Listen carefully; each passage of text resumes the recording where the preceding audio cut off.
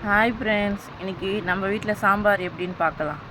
ஒரு குக்கரில் ஒரு 6 பல் பூண்டு, வெங்காயம், தக்காளி, பச்சை மிளகா, இது வந்து ரேஷன் துவரம்பருப்பு எல்லாத்தையும் போட்டுட்டு மஞ்சள் தூள் போட்டுக்கோங்க, சீரகம் கொஞ்சம் போட்டுக்கோங்க, பெருங்காயம் கொஞ்சம் போட்டுக்கோங்க. எல்லார் வீட்லேயும் சாம்பார் வைப்பாங்க தான், ஆனால் இது எங்கள் வீட்டில் எப்படி வைப்போம் தெரியாதவங்க இதை பார்த்து கற்றுக்கோங்க. ஏன்னா எல்லாருக்கும் தெரியும் தான், கொஞ்சம் கொஞ்சம் பேச்சுலருக்குலாம் தெரியாதுல்ல, அதுக்காக தான் எங்கள் வீட்டில் சேர்த்துலாம் நான் போடுறேன். இப்போ எல்லாம் போட்டுட்டு தண்ணி ஊற்றி குக்கரை மூடிடணும். ஒரு 3 விசில் வரணும். நாங்கள் எப்போமோ ரேஷன் பருப்பில் தான் சாம்பார் வச்சுக்கோங்க. 3 விசில் வந்துட்டோன்னா ஒரு கடாயை வச்சுக்கோங்க. அதில் ஒரு 3 டீஸ்பூன் ஆயில் விட்டுக்கோங்க. 3 டீஸ்பூன் போதும் சாம்பாருக்கு. எண்ணெய் நல்லா காயணுங்க. நான் இப்போ தான் புதுசாக யூடியூப் சேனல் ஆரம்பிச்சிருக்கேன். எங்கள் வீட்டில் என்னென்ன சமையல் செய்கிறோமோ அதெல்லாம் போடுறோங்க. எனக்கு சப்போர்ட் பண்ணுங்கள். எண்ணெய் நல்லா காஞ்சிச்சிங்க. இப்போ கடுகு போட்டுக்கோங்க. கடுகு நல்லா பொரியணும். பாருங்கள், கடுகு நல்லா பொரியுது பாருங்கள்.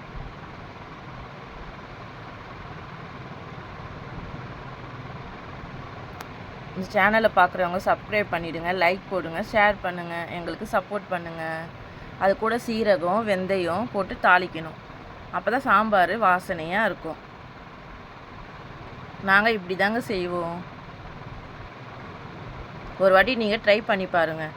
கொஞ்சம் சின்ன வெங்காயம், கொஞ்சம் பெரிய வெங்காயம் போட்டுக்கிறேன். ஏன்னா சின்ன வெங்காயம் கொஞ்சமாக தான் இருந்துச்சு, அதுக்காக பெரிய வெங்காயம் ஒரு பாதி வெங்காயத்தை போட்டுக்கிறேன். சாம்பாருக்கு சின்ன வெங்காயம் தான் டேஸ்ட்டாக இருக்கும். இப்போ நல்லா வதக்குங்க வெங்காயத்தை. ஒரு பச்சை மிளகாய் எடுத்து 2ஆக உடச்சி போட்டுக்கோங்க. பச்சை மிளகாவும் சாம்பாரில் போட்டால் டேஸ்ட்டாக இருக்குங்க. நீங்கள் வேணால் ட்ரை பண்ணி பாருங்கள். நல்லா வதங்கிச்சு பாருங்கள். வதங்கிட்டோன்னா கருவேப்பிலை போட்டுக்கோங்க, தக்காளி போட்டுக்கோங்க. ஏற்கனவே நம்ம பருப்பில் தக்காளி போட்டு வேக வச்சுருக்கோம். இதில் கொஞ்சமாக தக்காளி போட்டு நல்லா வதக்கிக்கோங்க.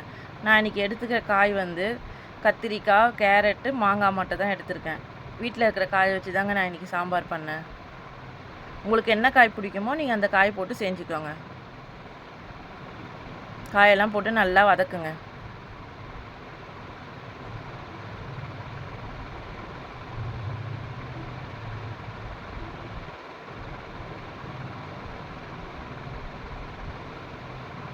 சேனலுக்கு சப்ஸ்கிரைப் பண்ணிடுங்க, லைக் பண்ணுங்கள், ஷேர் பண்ணுங்கள், சப்போர்ட் பண்ணுங்கள் ஃப்ரெண்டு.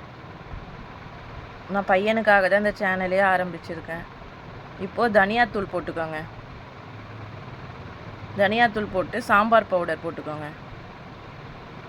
இது ரெண்டும் போட்டு நல்லா வதக்கிடுங்க.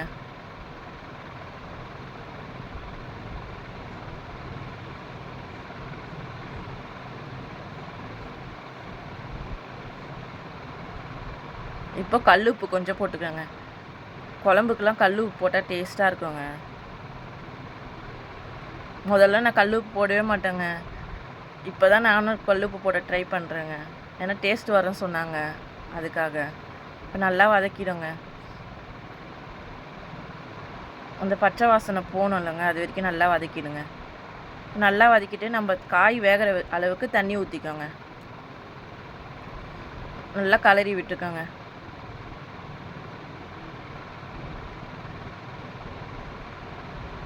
இப்போ மூடி வேக வச்சுடுங்க.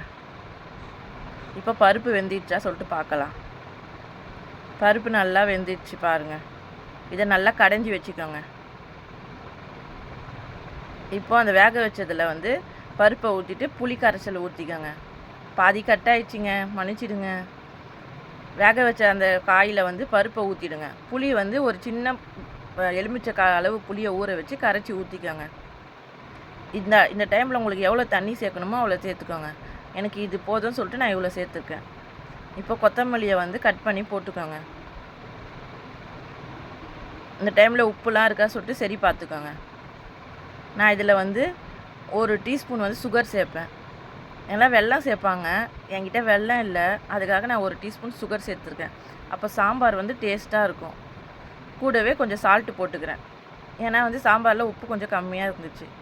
அவ்வளோதாங்க, எங்கள் வீட்டு காய்கறி சாம்பார் ரெடி. நீங்கள் ஒரு வாட்டி ட்ரை பண்ணி பாருங்கள் இது எப்படி இருக்குன்னு. தெரியாதவங்களுக்கு ஷேர் பண்ணி விடுங்க. லைக் பண்ணுங்கள், சப்ஸ்கிரைப் பண்ணுங்கள். அடுத்த வீடியோவில் சந்திக்கிறேன். பாய்.